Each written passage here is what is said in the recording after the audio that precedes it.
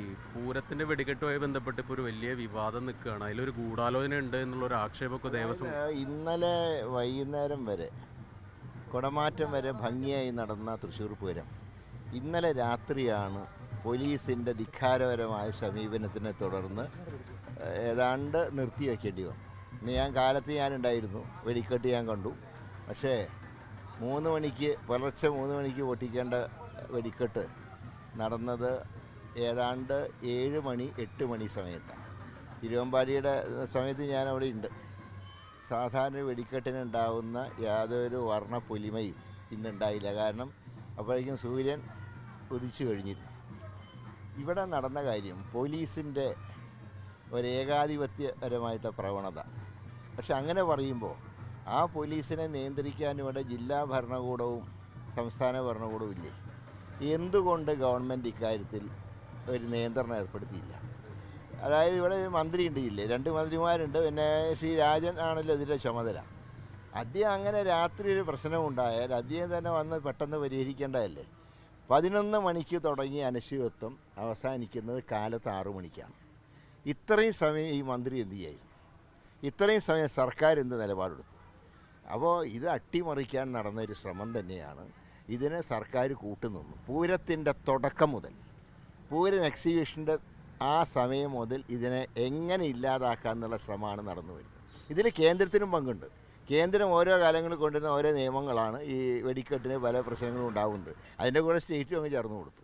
രണ്ടും കൂടെ ചേർന്നപ്പോൾ നല്ലൊരു ദേശീയോത്സവം ഏതാണ്ട് കൊളാക്കി.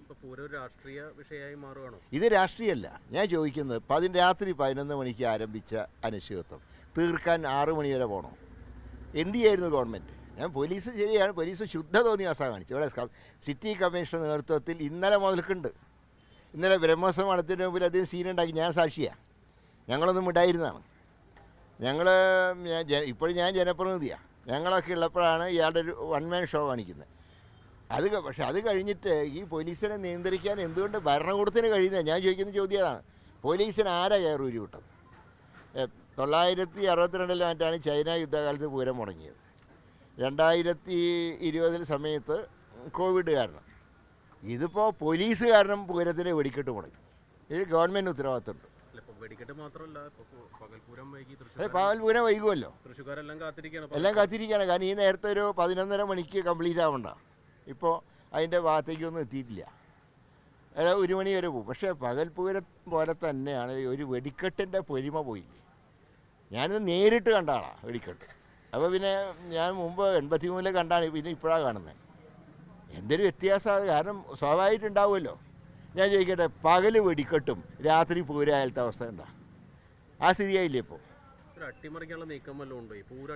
ഏതായാലും ഇതിനെക്കുറിച്ച് നല്ല വസ്തുനിഷ്ഠമായിട്ട് അന്വേഷിക്കണം.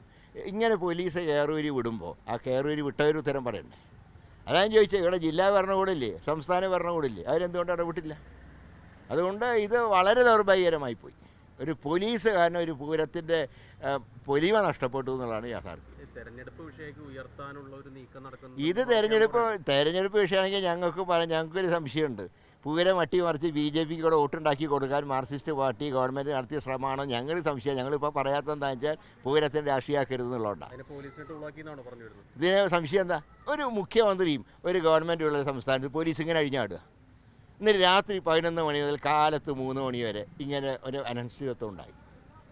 അപ്പോൾ ഇതിലൊക്കെ വ്യക്തമായിട്ടുള്ള ചില ഹിഡൻ അജണ്ടകളുണ്ട്.